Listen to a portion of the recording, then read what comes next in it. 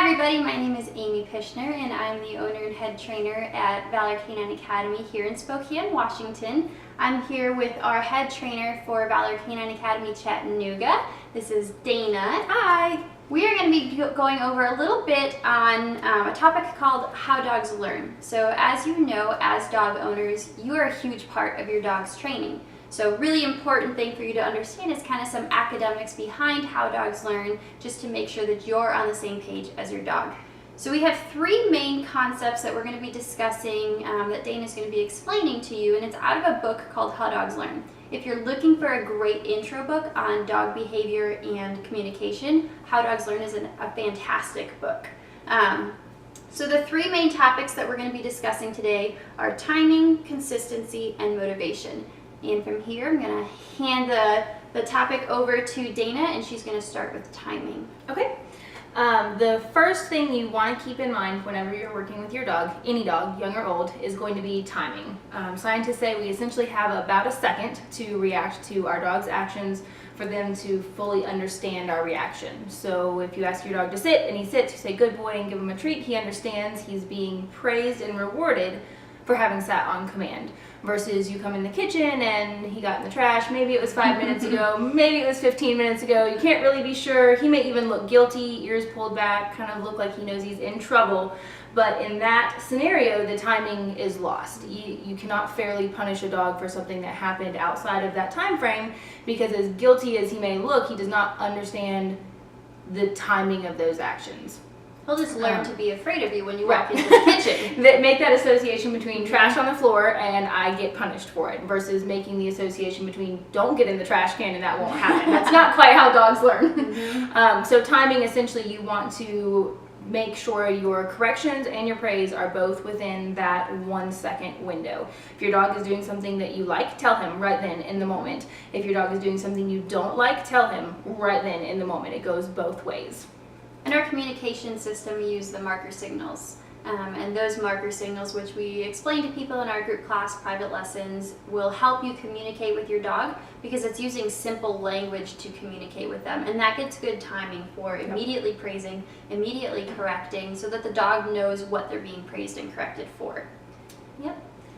So consistency is our second one, and often the hardest one for us as human beings to follow through with, but dogs don't really understand gray area when it comes to rules. It's very black and white. So for example, if you are okay with your dog jumping on you when you came home from work, but your significant other really can't stand it, your dog's going to have a lot harder of a time figuring out it's not okay to jump on someone than if you have everyone in your household on the same page as far as your rules are concerned. Whatever they may be, whether that's no jumping, no dogs on the furniture, whatever they are, make sure that everyone in your house is on the same page so that they can all follow through. Mm-hmm. That's going to make it so much easier to make it clear to your dog what is okay and what isn't okay. And most dogs, once those rules are laid out for them, they're totally fine to abide by them. They're not going to spend the rest of their life just bucking the system for the sake of doing that, but having that consistency is going to make things so much easier on them to understand that. And consistently using the same commands and phrases, things like that, just to help your dog make those associations even easier. Absolutely. And a really great way to have your house rules is to sit down as a family and write them down. Don't let, Fido jump on you. Don't let him beg from the table. Don't give him scraps from the table. He has to ask for permission, or you have to give him permission to come up onto the couch. Don't let him in the bed, things like that. And then write those rules down and put them on the refrigerator. That way everybody knows and they're reminded that those are rules, so that when someone is tempted to be like, come on buddy, jump up here, they'll remember, like, oh yeah, that's not fair to the dog, so don't let him jump. Yep. Awesome. And the last one is motivation. Dogs, just like people, have different motivators, but food is going to be one of our primary motivators. So really using that to our advantage for helping them understand when they're doing something correctly. So a great tip is going to be take your dog's breakfast that he would normally get, measure it out, put it in a bowl, put it on the counter, and use handfuls of your dog's food for working with him throughout the day. It's going to make his food mean a little bit more to him, and it's also going to allow you to not have to wonder exactly how many treats treats. You might have given your dog throughout an entire day and then given him his normal amount of breakfast and dinner, and all of a sudden he's 15 pounds overweight. Right. But using his food to motivate Absolutely. him. Primary reinforcer. It's going to be one of your easiest ones to use. And that doesn't mean you're always going to walk around with a pocket full of treats for the rest of his life, but being very clear, you've done something I like and here's your reward for it. Food is a simple communication tool because dogs are hardwired to work for food. So if you're, even for a dog that's not food motivated, which we'll talk about in a second, but food is a way for you to communicate, yes, that's what I want. Here's your reward. You've laid down next to me while I do something, here's a reward. So it's a constant communication with your dog, letting them know that's the behavior that I like, and then correcting them or verbally correcting them, that's the behavior that I don't want. So food is a great segue for communicating with your dog. And if you have a dog that's not food motivated, which we get a lot, people are like, oh yeah, I can give my dog steak, and he's like, I'll take it. For dogs that aren't food motivated, there are a couple things that you can do. First, what Dana mentioned is stop feeding your dog regularly. So no free feeding. Do not just let the food sit there all day long. That actually discourages a dog from ever wanting to work for his food. And then instead of feeding at 9 a.m. and 6 p.m. or 9 and 5 or whatever your feeding schedule is, pick up that food and use it as a reward for training. Now, if even after having your dog work for food, he's like, nope, still not food motivated, a really easy solution for that is exercise your dog more. What? That'll Think help about a lot. it. It's a lot like us. If you exercise, you're hungry. So if you have a dog that's not food motivated, chances are he doesn't get a lot of exercise because a dog that gets a good workout is hungry. So increase the exercise schedule, and you can start using a high value food reward for your dog just to kind of build that food motivation and then start to move towards feeding him kibble instead. And we see it a lot in our group classes. Lesson 1 for private lessons, the dogs aren't food motivated, and then after a week of working for their food, and maybe they had to miss a meal or two, it will not kill your dog. You will live if you miss a meal or two. It's completely fine. But after a few days of that, they come back in for class number 2 or lesson number 2, and the dog is food motivated. So use that to your advantage. So Dana, what are our secondary reinforcers? There are a number of things that over time we've conditioned dogs to appreciate. So everything from smiling at them, eye contact, talking to them, playing games, petting them, all of those things mean something to our dogs. So you really want to be aware of when those things are taking place. And it doesn't mean that every single time you pet your dog, he needs to have done something for it, but at the very least, make sure he's not doing something you don't want him to be doing when you're petting him, talking to him.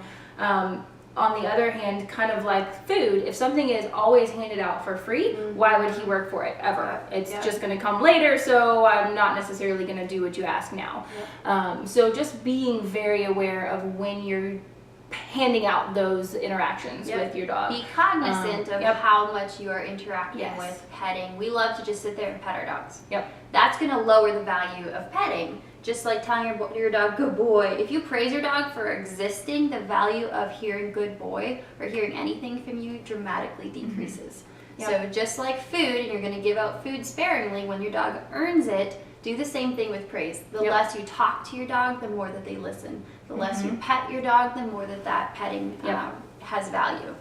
And you'll see over time, initially, the food and motivating as far as like playing and toys, things like that, it's a new concept for sometimes older dogs. So the first couple times you try that, they may look at you like you've lost your mind and they're not going to do that. But with practice, you will become more aware of what you're doing, how you're interacting with your dog, and a lot of times you will find that your praise and your attention, your affection means more to them ultimately than the food and those sorts of things. And that's the sort of relationship that we're going for over time. Yes, we're going to use food. We're always going to tell our dogs when they've done a good job, but it's not going to always be treats every single time they sit. It's going to be more your relationship that you've built with your dog. So that's all going to work out with time.